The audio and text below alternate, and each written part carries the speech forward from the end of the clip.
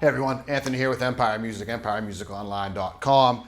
And today we're checking out a new arrival in the shop. This is the Fender Aerodyne jazz bass.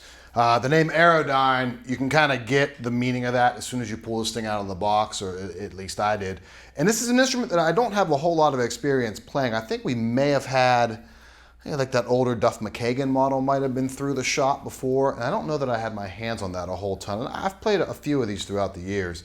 But what I always pick up right away from it, physically right away, they're lightweight, they're very, very easy to play. A lot of that comes from this kind of carved top, and I'll sort of show this up there. You can see how kind of thin this thing is here, and I will say that it takes on fingerprints rather easily, so I apologize for any of that. We did a good polish on this, and like the second I touched it, that stuff was kind of reappearing on there. Beautiful cream binding around the body. It's got obviously the jazz bass shape, so very familiar there. But how thin it is, and no pick guard, and just kind of that arched, it's not an arched top at all, but that kind of arched top on there, it feels very, very comfortable. Like I said, it's lightweight because you're taking some of that wood off of the body, essentially. Another nice addition to it is the smoked chrome hardware. Kind of hard to see up here because we have the plastic still on there. But you see the smoked chrome in here, and then on these, they look like top hat knobs, but they call them like skirted, or smoked chrome skirted knobs on there. Really nice touch on it. Same with the bridge. One other thing that you'll notice here aesthetically that's going on with it, sorry, I got a little extra noise on there. No fret markers on the fretboard. I love that. My first ever good bass was a Tobias Growler that I got locally, 96. I'm showing my age there, maybe 98. No, it couldn't have been. It was 97, let's split the difference. But it had no fretboard markers on it. Obviously it has the dots up top here, but I was kind of it always reminds me of that first good boutique bass that I had. But nonetheless, but as far as this bass is concerned, it is a jazz bass, but if you'll notice something kind of cool here is you have a P pickup and a J pickup. So it's a PJ configuration, but it's got the jazz bass shape. It's got the jazz bass width here at the nut, which is 1.5 inches, so it's super, super easy to play. So in conjunction with the lighter weight of the instrument itself, you have the thinner nut width there, which is very comfortable. Sonically, what we pull out of it is a lot of what you'd expect. And if you've seen any of my videos with a P and a J, or a double J pickup in there, or pickup configuration in there, is you get a lot of versatility out of the instrument, even more so with a P and a J, because you get that split coil P pickup voicing, that real thuddy, big round kind of sound, and then you get the J pickup, that real mid-range kind of push that would typify out of a J bass. So we'll go both together, which was what the intro was. I have tone all the way up, and I have both pickups all the way up. I'm playing through a Rumble 200. I know a lot of people always ask that, and I'm sorry, I always forget to mention the amp that I'm playing through. EQ'd, I do have it slightly, moved. I'm rolling treble and both high, low, mids off of it, and I have bass accentuated.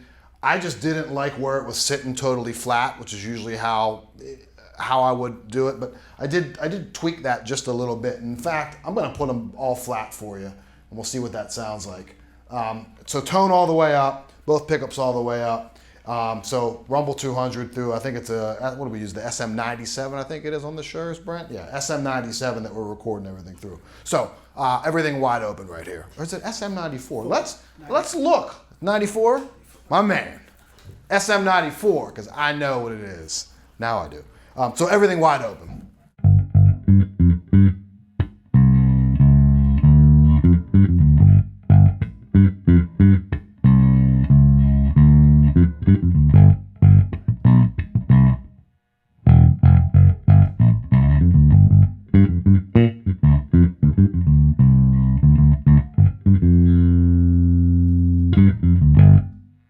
That's cool, man. There's a lot of throatiness that you're getting out of these low notes here.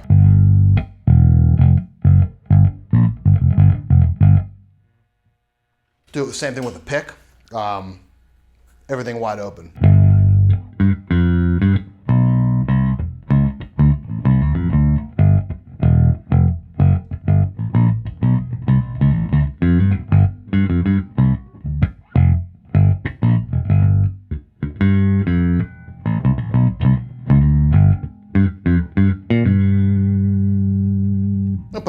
higher.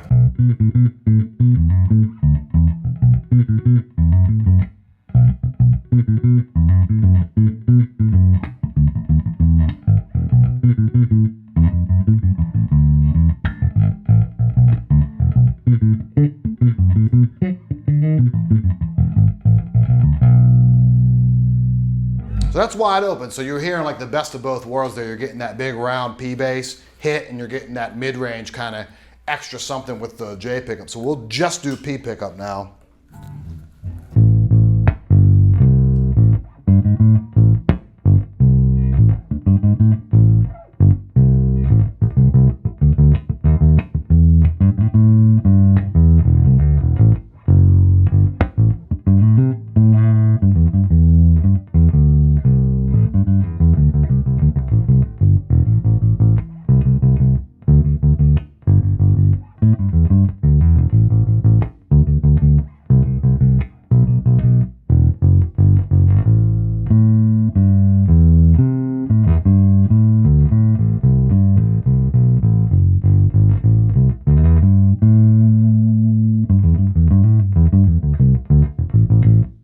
We'll hit the same thing with the pick.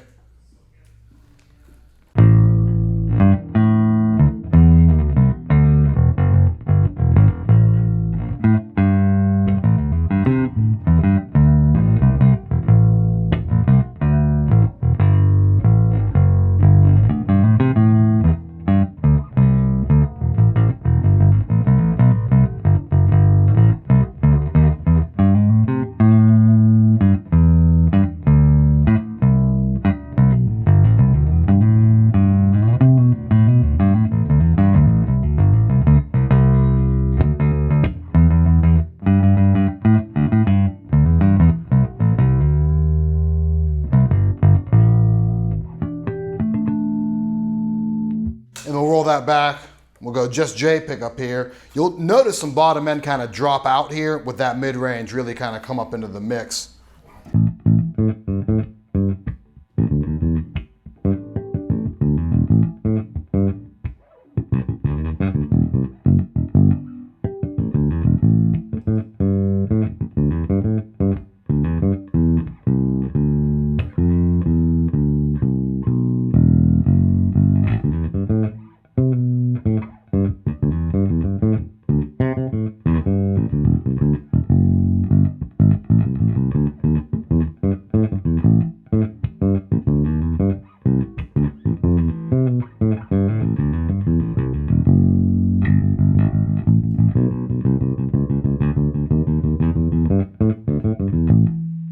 And the same thing with pick.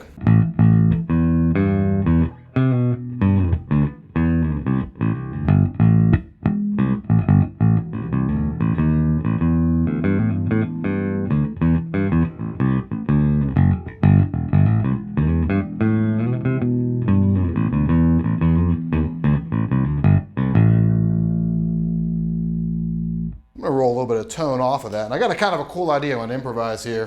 Normally we don't do this in the videos, but I think this is gonna sound really good with a little bit of overdrive in it. So I'm gonna go wide open again here. I'm gonna click just a little bit of amp overdrive in.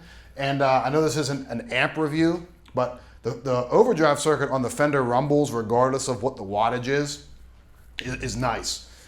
So just kind of side note there. Just kind of, yeah, check the levels, Brent, because I don't know how this is gonna work out here. It sounds good, dude. I'm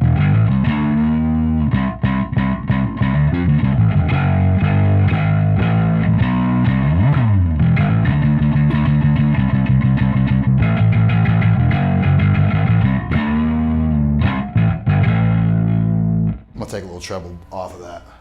That's pretty good.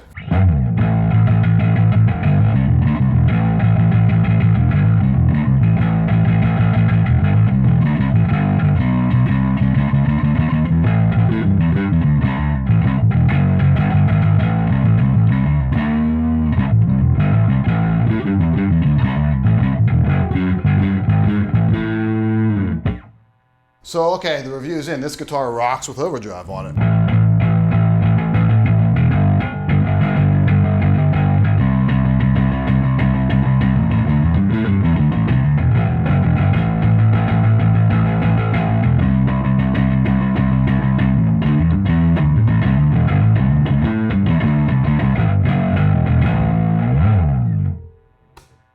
Done. That's the most shredding I've ever done on an Empire video, for sure. So, regardless, killing bass. This is and these are made in Japan too. So I know there's a lot of guys out there. We have a couple of local guys that love anytime like the MIJ stuff rolls through the shop. So they kind of gravitate towards that. This is the Aerodyne bass from Fender. Aerodyne jazz bass from Fender. Any questions, call me here in the shop, 412-343-5299. Email me personally at anthony@empiremusiconline.com. And give us a follow, give us a subscribe, do all that good social media stuff. We greatly appreciate that. Thanks for watching.